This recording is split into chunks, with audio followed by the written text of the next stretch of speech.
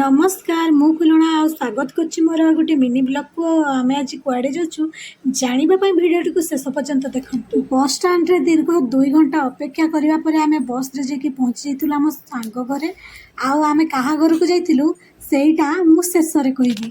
दीर्घ 4 वर्ष पर ये मोर देखाई जाइए आमर क्यूट अंजना सहित आठी आम कल्पना कहते नियो तुम फोन रे तुम कथा हुआ मो फोन रे कथा होची अंजनांकर एते लाज जे आमे जाइकी पहुंचीचु हेले से आमको जमा चाहू ही नहीं तार बहुत लाज हो जाइए। तो मुझे कही रखुची आमे आसचु मनांक घर को आउ देखंतु गोटे दिन जेहेतु आमर कथा ही नांती सेति मना कल्पना ये कथा ही जाउछंती। सो एठी आमर क्यूट फ्रेंड मना क्यूट चिकेन रोसई कर आम सांग मानकर लाज देखु कहीं आमर जमा मुह देखा कैमेरा आगे माने एते टेस्टी होता ना चिकेन माने मु केमती एक्सप्लेन करी मु बुझी पारनी सतरे बहुत सुंदर होता।